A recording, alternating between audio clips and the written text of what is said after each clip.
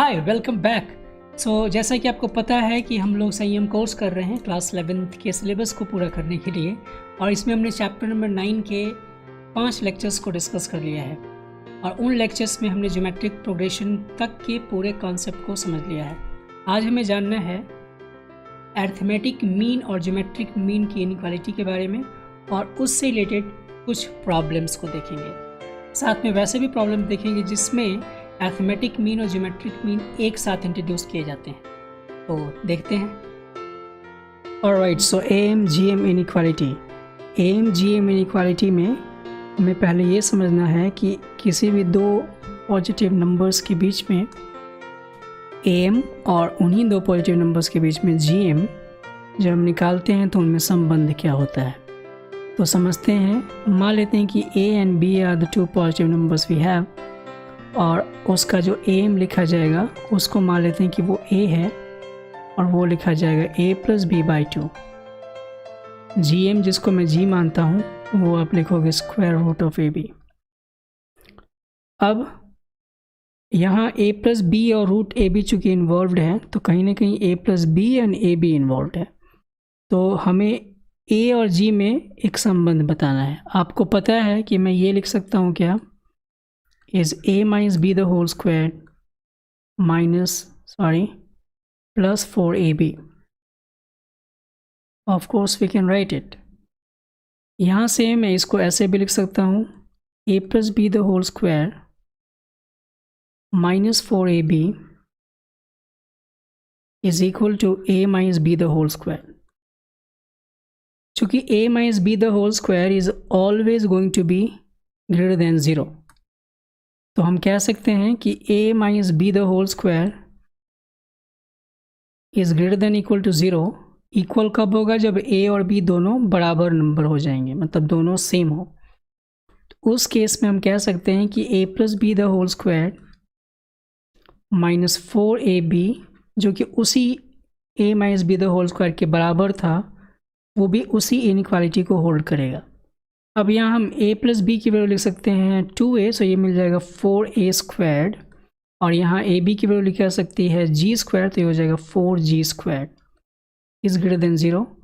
यहाँ से 4 हम हटा देंगे और फिर आगे इसको सिंप्लीफाई करेंगे तो मिलेगा A² - G² is greater then 0। हमें इसका अगर हम इसको फर्दर सिंप्लीफाई करें फैक्टर के फॉर्म में, सो A + GA - G greater than 0 आएगा। चूँकि A + G is always positive, because हम A और B दोनों पॉजिटिव नंबर्स पहले से ही लेके चल रहे हैं, तो उस केस में आप यहाँ पाओगे कि A - G की वैल्यू पॉजिटिव होनी चाहिए, तभी जाके ये इनइक्वालिटी होल्ड करेगा। इससे हम ये पता चलता है कि A is always greater than equal to G। तो हम ये हमेशा मानेंगे कि A + B/2 जो होगा वो √AB से हमेशा बड़ा होगा, और यही है AMGM inequality. That means arithmetic mean between any two numbers is always greater than or equal to their geometric mean। अब इनका जो एप्लीकेशन है बहुत अच्छे क्वेश्चंस को हैंडल करने में किया जाता है। तो इसमें से कुछ क्वेश्चंस हम लोग देखते हैं arithmetic mean and geometric mean inequality पे, और कुछ क्वेश्चंस देखेंगे अरिथमेटिक मीन और ज्योमेट्रिक मीन के कंबाइन क्वेश्चन पे, मतलब अरिथमेटिक मीन और ज्योमेट्रिक मीन को कंबाइन करके कोई क्वेश्चन दिया गया होगा, तो उनको कैसे हम करेंगे देखते हैं। Find the minimum value of tan x + cot x। यहाँ पे दो नंबर्स हैं tan x and cot x। ये मान लेते हैं कि दोनों पॉजिटिव नंबर्स के बारे में बात किया जा रहा है, तो उस केस में हम यहाँ क्या लिखेंगे, tan x + cot x divide by 2, यानी कि उसका mean, arithmetic mean is greater than और equal to its geometric mean. जब ज्योमेट्रिक मीन लिखा जाएगा तो यहाँ लिखा जाएगा tan x × cot x का पावर 1/2 या फिर रूट ऑफ दैट थिंग। हमें tan x + cot x का मिनिमम वैल्यू निकालना था, तो tan x + cot x को हम छोड़ देंगे और इस 2 को इधर ले जाएंगे। लेकिन चूँकि tan x और cot x आपस में कैंसिल होकर 1 दे देगा, और 1 का पावर 1/2 1 ही होगा, इसलिए हमने पाया कि tan x और cot x का मिनिमम वैल्यू क्या मिला, 2। तो ये यूज़ है इसका। बढ़ते हैं आगे। अब ये क्वेश्चन है, इसमें पूछा गया है कि A and G arithmetic and geometric mean है इस क्वाड्रेटिक इक्वेशन के जो रूट्स हैं उसके। तो आपको अब बताना है कि इसमें से कौन सा उत्तर, कौन सा ऑप्शन सही है। तो ये एक इक्वेशन है x square minus 2x plus a square, और इसके रूट्स को मान लेते हैं कि दो रूट्स हैं इसके, अल्फ़ा एंड बीटा। तो हमसे कहा क्या गया है कि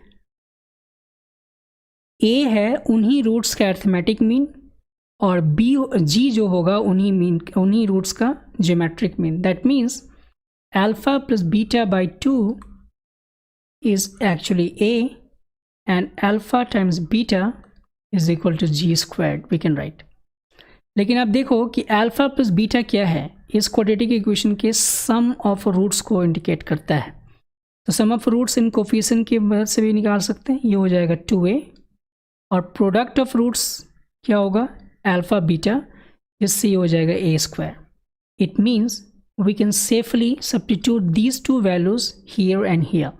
इसलिए ए की वैल्यू मिल जाएगी, चूँकि हम यहाँ सब्स्टिट्यूट कर रहे हैं अल्फ़ा प्लस बीटा की वैल्यू, तो हो जाएगा क्या 2a by 2। That means what we get here, a is equal to small a, and G square की वैल्यू हम यहाँ पर सब्स्टिट्यूट कर रहे हैं अल्फ़ा बीटा की वैल्यू a स्क्वायर, तो यहाँ भी g की वैल्यू मिल जाएगी a। तो हमने क्या पाया कि a भी a और g भी a, so a and g are in fact equal to each other. So that is the first option we have. फिर से हमें यहाँ पे दो टर्म्स के सम का मिनिमम वैल्यू निकालना है। तो इन दोनों टर्म्स के सम को हम लेंगे और उसको 2 से जब डिवाइड करेंगे तो ये हो जाएगा इन दो नंबर्स का am, and it must be greater than equal to इन्हीं दो नंबर्स के gm के, यानी कि जब प्रोडक्ट करके स्क्वायर रूट लेंगे तो ये इसका gm बन जाएगा। हमें तो लिखना है 3x plus 3 to the x plus 3 to the n 1 minus x greater than something। तो 2 को इधर ले जाएंगे, और यहाँ से आप देखिए ये जो 3 to the x है और 3 to the power 1 minus x है, इसमें 3 to the x कैंसिल हो जाएगा और यहाँ बच जाएगा 2√3। That means the minimum value of this thing is 2√3। अब बढ़ते हैं आगे। ये भी आपके NCERT एग्जाम्पलर का एग्जाम्पल है, तो इसको कैसे करेंगे। If X Y Z are positive integers then the value of the expression this is, यहाँ पे देखो ऑप्शन के आधार पे हमें सोचना चाहिए कि यहाँ पे am gm लगेगा कि नहीं। चूँकि यहाँ इनइक्वालिटीज़ इन्वॉल्व्ड है तो हम कोशिश करेंगे कि वहाँ am gm अप्लाई करें। तो यहाँ 3 डिफरेंट सम्स का प्रोडक्ट गिवन है, तो चूँकि हम x प्लस वाई पे विचार करेंगे तो x प्लस वाई को लिख सकते हैं greater than 2 times square root of xy, और जब y प्लस जेड पे विचार करेंगे तो ये भी लिखा सकता है 2 times square root of Y Z, and जब z प्लस एक्स पे विचार करेंगे तो लिखा सकता है twice of square root of Z X. अब इन तीनों को पकड़ के मल्टीप्लाई कर दो, बिकॉज हमें इन तीनों का सम का प्रोडक्ट ही चाहिए। So x plus Y times y plus z times z plus x on the left, on the right hand side we are going to multiply these things. तो ये हो जाएगा 2 टाइम्स 2 दैट इज़ 8, और यहाँ square root के अंदर जाएगा x y times Y Z times X Z. चूँकि x 2 बार है, y 2 बार और z 2 बार, तो स्क्वायर रूट हट जाएगा और सीधे ये मिल जाएगा क्या 8 टाइम्स एक्स वाई जेड, यानी कि ये ग्रेटर है। चूँकि यहाँ पे स्ट्रॉन्ग इनइक्वालिटी के फॉर्म में ऑप्शन दे रखा है, so will say that x plus Y times y plus z times z plus x is greater than x y z। ये बराबर तब होता है जब x y z तीनों आपस में बराबर होते हैं। आगे बढ़ते हैं। अब ये क्वेश्चन है अर्थमेटिक मीन और ज्योमेट्रिक मीन को एक साथ इन्वॉल्व करता हुआ। तो इसमें कहा गया है कि दो नंबर्स हैं a एंड b, मान लेते हैं उनको, उनके बीच में एक नंबर a है, यानी कि a उसका उन दोनों का अर्थमेटिक मीन है। So we can say that a is a plus b by 2। लेकिन साथ ही साथ इन्हीं दो नंबर्स के बीच में दो numbers g1 and g2 insert किए गए हैं, जिससे कि ये सभी चीज़ें ज्योमेट्रिक प्रोग्रेशन में आ जाएं। That means 2 geometric means insert किए गए। यहाँ से हम लिख सकते हैं क्या, G1 times G2 is equal to A times B। How come? हमें पता है कि जब कुछ टर्म ज्योमेट्रिक प्रोग्रेशन में लिखे जाएंगे या फिर ज्योमेट्रिक सीक्वेंस के टर्म्स में फर्स्ट टर्म और लास्ट टर्म का जो प्रोडक्ट होगा वही सेकेंड टर्म और सेकेंड लास्ट टर्म का प्रोडक्ट होगा। इक्वी डिस्टेंट टर्म्स का प्रोडक्ट सेम होता है। तो हमने ये पा लिया कि A G1 G2 में A और B को रिलेट करने वाले कौन कौन से रिलेशंस हैं। हमें क्या बताना है, हमें प्रूव करना है कि 2A is equal to this thing. इसका सीधा सा मतलब ये है कि हमें कहीं ना कहीं इन दोनों फाउंड रिलेशंस में से A और B को एलिमिनेट करना है। तो करते हैं। ओके, तो यहाँ देखिए इस क्वेश्चन को हैंडल करने का क्या तरीका हो सकता है, कैसे अप्रोच करेंगे। चूँकि राइट हैंड साइड बहुत ही कॉम्प्लिकेटेड है और अगर आप लेफ्ट हैंड साइड से राइट हैंड साइड को लेने जाओगे, प्रूव करने जाओगे, तो हो सकता है कि आपको बहुत सारी परेशानियों का सामना करना पड़ेगा। तो तरीका क्या है कि राइट हैंड साइड से हम लेफ्ट हैंड साइड की तरफ अप्रोच करना चाहें तो पहले मैं लिखूँगा यहाँ पे G1 squared divided by G2 and plus G2 squared divide by G1। अब यहाँ ऑब्जर्व कीजिए कि हम G1 और G2 को क्या A और B के फॉर्म में लिख सकते हैं। Of course I can write, because हम G1 को लिख सकते हैं क्या A टाइम्स R, अगर हम कॉमन रेशियो R लेते हैं तो, और G2 को लिख सकते हैं क्या A टाइम्स R स्क्वायर। तो इसी के आधार पे हम आगे बढ़ते हैं। यहाँ देखिए G1 को मैं लिखूँगा A टाइम्स R, तो ये हो जाएगा A square R square, and G2 को लिखूँगा क्या A times R square. G2 को फिर से लिखना है हमें A टाइम्स R स्क्वायर, तो ये हो जाएगा A square R to the power 4, और G1 यहाँ पे पहले से रहेगा क्या AR। अब जो चीज़ें कैंसिल होंगी उनको कैंसिल कर दीजिए। तो आप देख रहे हो कि न्यूमरेटर से यहाँ बचेगा क्या केवल A, because A R square cancel हो चुका होगा, और इस केस में बचेगा AR क्यूब। बट इनफैक्ट आप यहाँ देखिए AR क्यूब B ही है, अगर इस GP के लिए आप देखोगे तो हम इस AR क्यूब को B से रिप्लेस कर सकते हैं। और चूंकि हमने पहले से ही ये देखा है कि A प्लस B की वैल्यू यहाँ से क्या है 2A के बराबर, तो ये हमने प्रूव कर दिया कि G1 square by G2 plus G2 square by G1 is 2A, जिससे हमें LHS आ गया। ये तो हो गया पहला तरीका। दूसरा तरीका भी हो सकता है जहाँ हम लेफ्ट हैंड साइड से राइट हैंड साइड की तरफ बढ़ सकते हैं, लेकिन वो थोड़ा सा कॉम्प्लिकेट है, इसलिए मैं आज उसको नहीं करता। अब बढ़ते हैं आगे कुछ और क्वेश्चंस के लिए। The minimum value of 4 the power x plus 4 the power 1 minus x में से ऑप्शन चूज करना है। ये बहुत ईजी क्वेश्चन है। फिर से आप क्या लिखोगे 4 the power x plus 4 the power 1 minus x divide by 2 must be greater than equal to the product of this two square root of that. यहाँ तो आप इसको छोड़ दोगे, वैसे ही 2 को उधर ले जाएंगे, ये हो जाएगा कैंसिल। तो यहाँ जब ऐड होगा तो ये 4 इसका रूट, तो 2 टाइम्स 2 4, इसलिए इसका आंसर हो जाएगा 4। अगला क्वेश्चन है if A and G be M and G M respectively between two positive numbers, तो प्रूव करना है कि वो नंबर्स ये हैं। तो ए और बी हमने दो नंबर्स लिए और इनके बीच में जो ए एम है वो है capital A, that is A plus B by 2 is A, and G square को हम लिख सकते हैं ए बी। हमें बताना है कि जो नंबर्स हैं वो यही दोनों हैं, मतलब a प्लस वाला एक और a माइनस वाला एक। पहले हम लिखेंगे 2a is equal to a plus B, और हमारे पास a b तो पहले से जी स्क्वायर है ही। अब हम किसी एक को लेके दूसरे में सब्स्टिट्यूट कर देंगे। तो मान लेते हैं कि यहाँ से मैंने b को निकाला, तो ये हो जाएगा 2a माइनस a, और इसको उठा के यहाँ सब्स्टिट्यूट कर दिया, तो ये हो जाएगा a times 2a minus a is equal to g square, and now that will give you 2 small a minus a squared is equal to g squared, जिससे a squared minus 2a plus G square के form में एक quadratic मिलेगा जो ए का quadratic है, small ए का। यहाँ से स्मॉल ए की वैल्यू निकालेंगे तो हो जाएगा क्या, 2a not 2 capital a actually 2a plus और minus square root of b square minus 4ac। So b की वैल्यू है नेगेटिव 2a, तो उसको स्क्वायर करेंगे तो हो जाएगा 4a square and minus 4g square and divided by 2। Of course हम यहाँ से 4 बाहर लेंगे तो बचेगा 2 और वो कैंसिल होके दे देगा a plus minus square root of a square minus g square को लिख सकते हैं a plus g a minus g. और चूंकि जैसे हम a को क्वाड्रेटिक के फॉर्म में लिख रहे हैं तो यही दो नंबर्स हमें ढूंढने थे ना।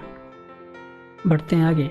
इस क्वेश्चन में फिर से पूछा गया है कि दो नंबर्स a और b के बीच में जो am और gm है उनका रेशियो m/n है, तो हमें फिर आगे की कार्यवाही करनी है। तो हमारे पास गिवन क्या है, a plus B by 2 divided by square root of A B is in fact m/n। तो हम यहाँ से सीधे क्या लिखेंगे, a plus B by root A B is equal to 2 root A B is equal to m/n। इस प्रकार का क्वेश्चन हमने लास्ट क्लास में देखा भी था। लास्ट वीडियो में दे रखा था कि sum of two terms is actually 6 times its geometric mean. तो अगर मैं यहाँ पे इसको 2 को इधर ला दूँ और इसको मैं रूट ए बी को ऐसे लिख दूँ तो आप यहाँ क्या पा रहे हो, it is actually equal to not greater than is equal to what 3/1। यानी कि अब क्या है, am divide by gm is 3:1, यानी कि am और gm का रेशियो 3:1 है। यहाँ m की वैल्यू 3 है और n की वैल्यू 1 है। तो जो स्ट्रैटेजी अप्लाई की गई थी इस क्वेश्चन को हैंडल करने के लिए लास्ट क्लास में, वैसे ही स्ट्रैटेजी यहाँ अप्लाई कर सकते हैं। इस क्वेश्चन को करने के लिए मैंने 2 तरीके आपको बताए थे, जिसमें पहले तरीके में a और b को ढूंढना था, उसके बाद उसका रेशियो ले लेना था, और दूसरे तरीके में मैंने सीधे एक क्वाड्रेटिक कंस्ट्रक्ट किया था और वहाँ से हम रेशियो ढूंढ सकते थे। मैंने वहाँ ये भी बताया था कि इसको करने का एक दूसरा तरीका है, यानी कि तीसरा तरीका है जिसको हम कॉम्पोनेंट डिविडेंड के नाम से जानते हैं। तो वो मेथड मैं यहाँ बता देता हूँ।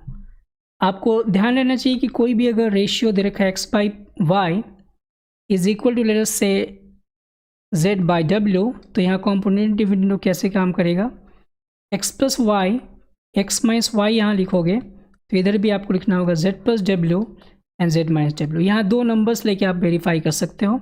ये प्रोपोर्शन का रूल होता है जिसको हम कॉम्पोनेंटो डिविडेंडो बोलते हैं। तो वही चीज़ यहाँ अप्लाई करेंगे। कैसे करेंगे देखते हैं। यहाँ पे हम अप्लाई करेंगे क्या, अप्लाई कॉम्पोनेंटो एंड डिविडेंडो। इनफैक्ट मैं इस मेथड को लाइक नहीं करता, बिकॉज स्टूडेंट्स को ये जानकारी होनी चाहिए कि कॉम्पोनेंट डिविडेंडो एक चीज़ होता है, बट एक चूँकि तीसरा मेथड बताना चाहिए बच्चों को, इस वजह से मैं इस मेथड को अप्लाई कर रहा हूँ इस पर्टिकुलर क्वेश्चन के लिए। बाकी 2 मेथड जिसमें इसका कोई रोल नहीं है वो मैं बता चुका हूँ ऐसे ही प्रकार के क्वेश्चन के लिए। आप जब थोड़ा सा दिमाग लगा के ट्राई करोगे you will get exactly what I want to say. अब यहाँ देखिए, यहाँ अप्लाई करने का मतलब है कि ऊपर लिखिएगा क्या, a plus B plus twice of root A B, और नीचे लिखिएगा क्या, a plus B minus twice of root A B, और यहाँ लिखना होगा आपको m plus N divide by m minus N. जिससे फ़ायदा क्या होगा कि ऊपर बन जाएगा root A square plus root B square twice of root A root B. That means ये हो सकता है क्या, root A plus root B का होल स्क्वायर न्यूमरेटर में, and then again root A minus root B का whole square denominator में। इधर तो वैसे ही रह जाएगा। चूँकि हमें रूट नहीं चाहिए तो रूट दोनों साइड से हटाएंगे तो ये बन जाएगा क्या, root A plus root B numerator में and root A minus root B denominator में। तो यहाँ बन जाएगा क्या, m प्लस एन का रूट न्यूमरेटर में एंड m माइनस एन का रूट डिनोमिनेटर में। चूँकि हमें a बाई बी का रेशियो चाहिए तो हमें फिर से इसमें कॉम्पोनेंट डिविडेंड अप्लाई करना चाहिए। ये चीज़ फिर से आप यहाँ अप्लाई करेंगे तो यहाँ लिख पाएंगे क्या, root a plus root B plus root A minus root B. क्या कर रहे हैं आप, न्यूमरेटर को डिनोमिनेटर में ऐड कीजिएगा, तो फिर से आप यहाँ पे लिखिएगा root A plus root B and minus root A minus root B, और यहाँ भी वही काम करेंगे ना, तो ये हो जाएगा क्या, m प्लस एन का root plus square root of m minus N divide by root of m plus N minus root of m minus N. अब आप यहाँ देखिए, ऊपर बच जाएगा twice of root a divide by, नीचे बच जाएगा ट्वाइस ऑफ रूट b। इसमें 2 से 2 कैंसिल हो जाएगा और इधर हमारे पास पहले से वही चीज़ें मौजूद हैं जो पिछले स्टेप में थी। लेकिन हमें करना क्या है, हमें तो फाइंड करना था m a बाई बी की वैल्यू। तो अब दोनों तरफ स्क्वायर कीजिएगा तो इधर तो मिल जाएगा a बाई बी, बट यहाँ स्क्वायर होगा तो a प्लस बी के होल स्क्वायर के फॉर्मूले से एक्सपैंड होगा। So you will get m plus n plus m minus n and plus twice of इन दोनों का प्रोडक्ट, तो ये हो जाएगा m square minus N square. Denominator में भी सेम चीज़, m plus n m minus n, केवल यहाँ माइनस हो जाएगा and twice of m square minus N square. You get, ऊपर क्या मिलेगा, n से n कैंसिल हो जाएगा, नीचे भी n से n कैंसिल हो जाएगा, तो यहाँ बचेगा 2m and plus twice of square root of m square minus N square, और नीचे भी बचेगा 2m but minus twice of square root of m square minus N square. Now you get the idea कि अब यहाँ क्या बचेगा, आप समझ चुके हो, और ये हमारा आंसर है। तो देखो यहाँ पे कॉम्पोनेंट डिविडेंड थोड़ा सा इस क्वेश्चन के लिए डिफ़िकल्ट साबित हो सकता है। पहले तो ये कि कॉम्पोनेंट डिविडेंड आपको कैसे आइडिया लगेगा कि ये वाकई में अप्लाई होगा। ये भले ही आपको क्लास में बता दिया जाता है कि इसको कॉम्पोनेंट डिविडेंडो की मदद से करते हैं और फिर आप उस स्टेप्स को फॉलो करके, उसके डायरेक्शन को फॉलो करके बाकी क्वेश्चंस को हैंडल कर पाओगे। लेकिन मेरा मानना है कि आप लोगों को विचार करना चाहिए कि हमारे पास जो प्रीवियस नॉलेज है उसके आधार पे इसको हम कैसे टैकल करें। हाँ, कुछ क्वेश्चंस होते हैं जिसमें नए कॉन्सेप्ट्स की, नए नॉलेज की आवश्यकता होती है। जैसे पिछले लेक्चर में 8 वाले जो सीरीज़ थी, 8+88 वाले, उसमें एक बिल्कुल नए तरीके का एल्गोरिदम लगता है, नए तरीके का कॉन्सेप्ट अप्लाई होता है, तो वो अलग बात है। लेकिन आपको हमेशा प्रयास करना चाहिए कि क्वेश्चंस को अपने प्रीवियस नॉलेज के आधार पे हैंडल करने की कोशिश की जाए। तो इस क्वेश्चन के लिए 2 तरीके और हैं जो मैंने प्रीवियस लेक्चर में इसको सॉल्व करते हुए बताया है। तो आप क्या कीजिए कि प्रीवियस लेक्चर की वीडियो को देखिए, इस क्वेश्चन का जहाँ पे सॉल्यूशन दिया गया है 2 तरीके से, उसके स्टेप्स को आप देखिए कि कैसे आप कर पाओगे, and before that you should try it, and उसके बाद उसी मेथड को अप्लाई करके ये a बाई बी प्रूव करने का प्रयास कीजिए। So all the best, that's it. Alright, so this was lecture number 9F, जिसमें हमने arithmetic mean and geometric mean से संबंधित कुछ बातों पर चर्चा की और कुछ क्वेश्चंस भी किए। मुझे पूर्ण विश्वास है कि जो क्वेश्चंस हमने डिस्कस किए हैं आज के लेक्चर में, उन पे आधारित क्वेश्चंस अगर आपसे पूछे जाएंगे तो उनको आसानी से आप हैंडल कर पाओगे और किसी के साथ डिस्कस भी कर पाओगे। So in the next lecture we are going to do some special series, और उसमें हम समझेंगे कुछ अलग तरीके के कॉन्सेप्ट को। सो टिल देन आपको क्या करना है, संयम के साथ मैथमेटिक्स की स्टडी करनी है, एंड टेक केयर। थैंक्स।